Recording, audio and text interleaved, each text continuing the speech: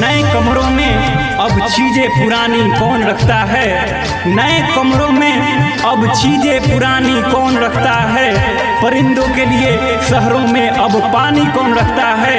हम ही गिरती हुई दीवारों को थामे रहें वरना, हम ही गिरती हुई दीवारों को थामे रहें वरना, सलीके से बुजुर्गों की निशानी अब कौन रखता है।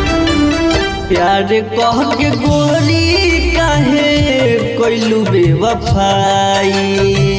प्यार कह के गोरी काहे कोइलू बेवफाई। दिलावा लगवलू तू, दिलावा लगवलू तू, दिलावा लगवलू तू, बनलू हर जाई।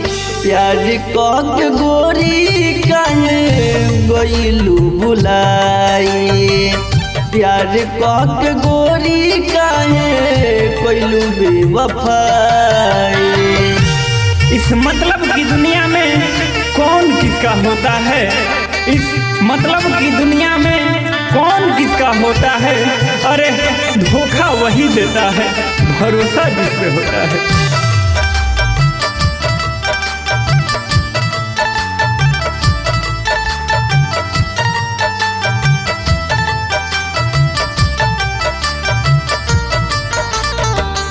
म्यूजिक बाय तिरंगा फिल्म्स चकिया। कोई का कसूर ये गोरी काहे दिल तोड़लू। कोई का कसूर ये गोरी काहे दिल तोड़लू। सुनसान रहिया में हमारा के छोड़लू।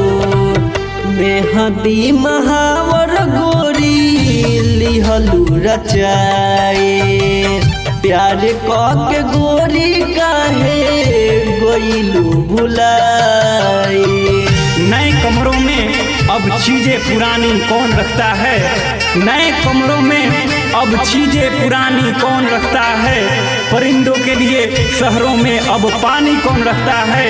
हम ही गिरती हुई दीवारों को थामे रहें वरना, हम ही गिरती हुई दीवारों को थामे रहें वरना, सलीके से बुजुर्गों की निशानी अब कौन रखता है।